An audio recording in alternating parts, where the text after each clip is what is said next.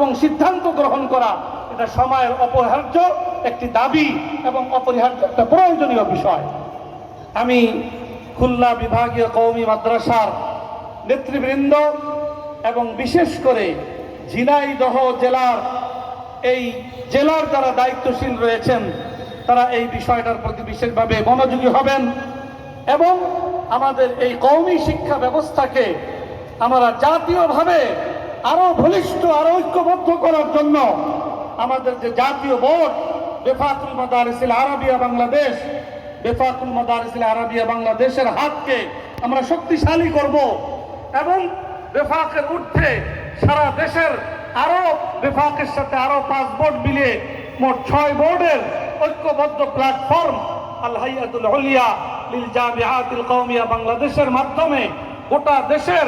শীর্ষ ওলামায়ে কেরাম, সর্বশ্রেণীর ওলামায়ে কেরাম, সর্ব ধরনের সব জেলার কওমি মাদ্রাসাগুলা আজকে আল হাইয়াতুল উলিয়ার ব্যানারে আজকে ঐক্যবদ্ধ।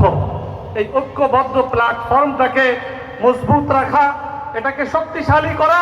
এবং এর মাধ্যমে কওমি শিক্ষা ব্যবস্থাকে সামাজিকভাবে, রাষ্ট্রীয়ভাবে, সর্বভাবে আমাদেরকে এগুলোকে আরো এগিয়ে দেওয়ার ক্ষেত্রে আমাদেরকে গুরুত্বপূর্ণ ভূমিকা পালন করতে হবে। আমাদেরকে সুদূর প্রসারী পরিকল্পনা নিয়ে আমাদেরকে পর্যায়ক্রমে এগোতে হবে। এই সকল বিষয়ের প্রতি আমি বিশেষভাবে আপনাদের দৃষ্টি আকর্ষণ করছি। আমি বেফাকুল মাদারিসিল আরাবিয়ার একজন নগণ্য খাদেম হিসাবে আল হাইয়াতুল উলিয়া লিল জামিআতিল কওমিয়া বাংলাদেশের স্থায়ী কমিটির একজন সদস্য হিসাবে মুরব্বিয়ানে কেরামের পক্ষ থেকে আজকের এই সুন্দর সম্মেলন এবং পুরস্কার বিতরণী অনুষ্ঠানের আয়োজনের জন্য নেতৃবৃন্দ এবং মাদ্রাসার জিম্মাদার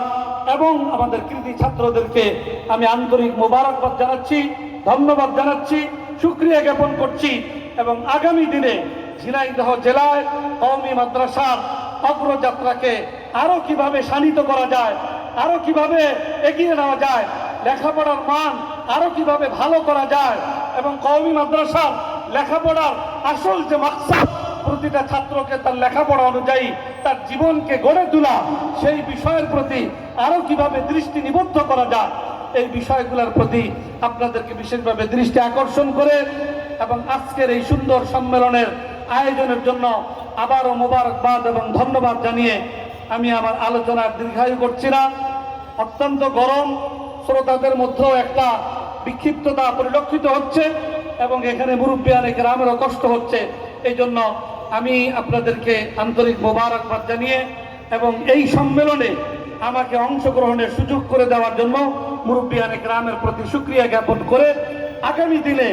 ঝিনাইদহ জেলার কওমি মাদ্রাসার অগ্রযাত্রা, অগ্রগতি এবং আরো মানসম্পন্ন লেখাপড়ার প্রত্যাশা ব্যক্ত করে আমি আমার বক্তব্য এখানে শেষ করছি। ওয়া আখিরু দাওয়ানা আনিল হামদুলিল্লাহি রাব্বিল আলামিন।